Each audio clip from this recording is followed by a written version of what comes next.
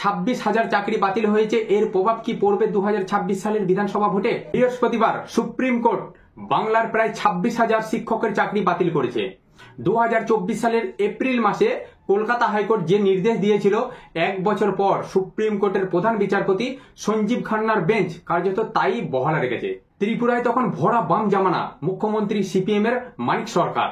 2010 এবং 2013 সালে 2 দফায় স্কুল শিক্ষার বিভিন্ন স্তরের শিক্ষক পদে 10,323 জনকে নিয়োগ করেছিল তৎকালীন বামফ্রন্ট সরকার। কিন্তু অনিয়ম এবং দুর্নীতির অভিযোগ তুলে ওই নিয়োগ নিয়ে মামলা হয় ত্রিপুরা হাইকোর্টে।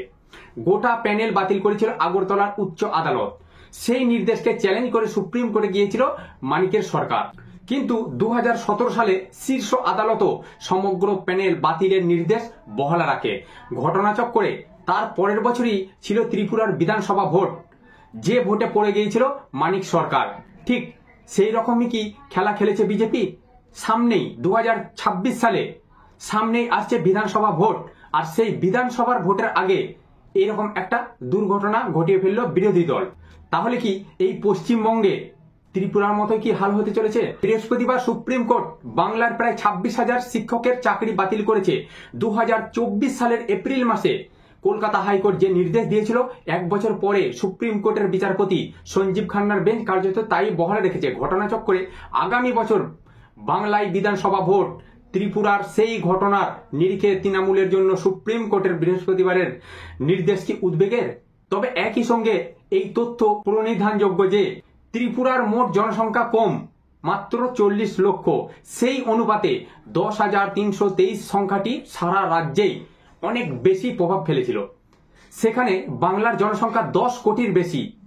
সেই নিরিখে 26,000 সংখ্যাটি সারা বাংলায় কতটা এবং কি রকম প্রভাব ফেলবে তা কিন্তু বিচার্য। ত্রিপুরার বিজেপি নেতাদের দাবি, তাদের রাজ্যে বাম সরকারের পতনে 10,323 জনের চাকরি বাতিল যেভাবে অনুঘটকের ভূমিকা নিয়েছিল, বাংলাতেও সেই একই ঘটনা ঘটবে। কিন্তু ত্রিপুরার মোট জনসংখ্যা ছিল 40 লক্ষ, কিন্তু পশ্চিমবঙ্গের মোট জনসংখ্যা 10 কোটির ওপরে। তাহলে কি এর প্রভাব সামনে 2026 সালে পড়বে? ত্রিপুরা বিজেপির অন্যতম মুখপাত্র সুব্রত চক্রবর্তী বলেন, বাংলা আর ত্রিপুরার মাটি আলাদা, সম্পূর্ণ আলাদা। তবে মৌলিক একটা মিল রয়েছে, তা হলো দুই রাজ্যের দীর্ঘ বাম শাসনের পরে মানুষ পরিবর্তন করেছিলেন। কিন্তু তৃণমূল যেভাবে দুর্নীতি করেছে তাতে মানুষের ক্ষোভ হিমালয় সমান জায়গায় পৌঁছেছে। চাকরি বাতিল সহ যা যা হচ্ছে তাতে সামনের ভোটে তাদের বিদায় আসন্ন। মানে বিজেপি মনে করছে যে সামনে যে আসন্ন বিধানসভা 2026-এ নাকি তৃণমূল সরকার হেরে যাবে। এটা কারা বলছেন? বিরোধী নেতারা। উত্তর পূর্বের পাহাড়ি রাজ্য ত্রিপুরার বাম সরকারের প্রাক্তন মন্ত্রী ভানুলাল সাহা আবার ত্রিপুরার সঙ্গে বাংলার বিষয়টিকে এক করে দেখতে চাননি। তার কথায় ত্রিপুরা আর বাংলার বিষয়ের মধ্যে অনেক ফারাক রয়েছে। আমাদের রাজ্যে প্রক্রিয়াগত ত্রুটি ছিল, কিন্তু বাংলায় টাকা পয়সার বিনিময়ে নিয়োগ হয়েছে, দুটো কিন্তু এক বিষয় নয়। ত্রিপুরা সিপিএম এর প্রথম সারির নেতারা একান্ত আলোচনায় এও বলেছেন, শুধু চাকরি বাতিলের জন্য বাম সরকারের পতন হয়নি, দীর্ঘদিন সরকারে থাকার ফলে প্রতিষ্ঠান বিরোধিতা কাজ করেছিল।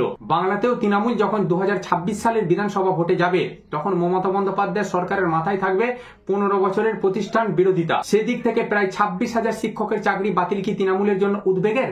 অনেকেরই মতে উদ্বেগ রয়েছে বলেই রায় ঘোষণার অব্যাহতি পরেই শিক্ষামন্ত্রী ব্রাত্য বসুকে তড়িঘড়ি নবান্নে ডেকে পাঠিয়েছেন মুখ্যমন্ত্রী। সরকারি আমলাদের নিয়ে বৈঠকের পর সাংবাদিক সম্মেলন করে মমতা বন্দ্যোপাধ্যায় জানিয়েছেন, আদালতের নির্দেশ মেনেই 3 মাসের মধ্যে রাজ্য সরকার নতুন নিয়োগ প্রক্রিয়া সম্পন্ন করবে।